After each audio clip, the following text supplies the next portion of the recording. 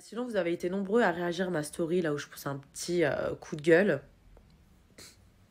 Alors, je vais vous expliquer. Les gens qui mentent, euh, qui disent A à une certaine heure et qui disent B à une autre heure. Sur les réseaux, je vois une autre version. Faut arrêter de se foutre de la gueule du monde, par contre, mais vraiment. Je sais pas, vous prenez les gens pour des pigeons, vous pouvez pas leur dire oui, oui, c'est arrivé, oui, c'est vrai, je te confirme que c'est vrai. Et quelques heures plus tard, ça n'est jamais arrivé, il ne s'est jamais passé ça. Mais moi, j'ai les preuves, en fait, par message. J'ai les preuves qui disent tout le contraire. Donc, à un moment donné, il faut savoir où vous mettez les pieds, les gars. Je sais pas, vous êtes bourré, vous êtes complice d'une manigance, je comprends pas trop là. Ouais, je comprends pas. Par contre, moi j'ai les messages qui disent, qui certifient bien certaines choses. Donc faut pas venir après raconter sa vie sur les réseaux en disant non, il s'est jamais passé ça. Moi j'ai les preuves. Ouf.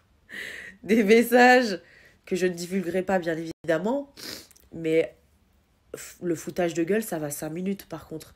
Ça va 5 minutes. C'est. Voilà, je m'étalerai pas, je ne citerai pas de nom, rien du tout. Mais c'est trop. Genre, enfin, il n'y a pas écrit pigeonne ici, et ni sur le front de tout le monde en fait. Faut arrêter de prendre les gens pour des cons. La manipulation, le vice, le mensonge, ça va 5 minutes, stop.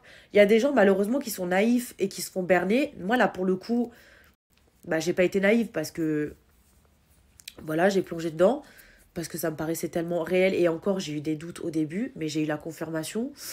La finalité, tout ça pour venir démentir. J'ai l'impression que dans la tête de certains, ça tourne pas rond, mais vraiment. Je pense qu'il y a des gens, ils devraient aller se faire soigner parce que ça va pas du tout. Ça va pas du tout. On peut pas venir sortir une version et après en sortir une autre. Mais allô, on vit où là en fait? On va où? C'est quoi le délire?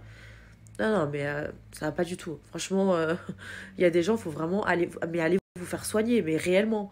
Parce que il vous manque une case, vous avez un pet au casque, ça va pas là dans votre tête, hein. Mais vraiment, ça tourne pas rond. C'est grave, franchement. Je me dis, les gens, ils sont prêts à tout pour faire du buzz. Et c'est. Waouh, c'est malsain, c'est malhonnête. Sérieux, vous me dégoûtez en fait. Vous êtes quel genre de personne à faire des trucs comme ça? Mais vraiment. L'ambiance de ma journée, elle a tourné comme le ciel. Bon, déjà qu'être en couple, c'est pas toujours simple. Je pense que ça, tout le monde le sait, hein. Mais ça l'est encore moins quand t'es dans l'ambiance. Tu vois qu'impose cette sale histoire sur les réseaux en ce moment. Parce que le moindre petit problème, c'est décuplé. Et moi, j'essaye de jongler entre ce que je pense devoir faire, être juste, et mes proches qui ont peur de cette histoire, des conséquences. Enfin bref, j'ai vu que hier soir pendant le live où tout le monde parlait de cette histoire, beaucoup disaient il parle pour rien, il n'est pas sur le live, c'est parce qu'il a rien. Je serais venu, les mêmes personnes auraient dit il est venu parce qu'il va encore faire parler de lui. Je sais que j'arriverai jamais en fait à faire entendre raison à des personnes qui n'en ont rien à foutre, qui veulent juste critiquer et mal parler. Mais par contre, que ces mêmes personnes-là donnent du crédit à des menteurs qui essayent de s'en sortir comme ils peuvent, tu vois. Ou à des vidéos approximatives qu'on m'a envoyées, ridicules, de fausses agressions. Et même à des influenceurs qui prennent leur défense, histoire de manipuler un peu plus l'opinion publique, de lancer une campagne de victimisation. Mais moi, tout ça, ça me fait peur. Mais on m'a dit la patience règle tout. Ce soir, on a été voir Vita et Slimane. Pendant le concert, Alicia, elle me regarde, elle me dit, t'as vu l'énergie qu'ils déploient sur scène?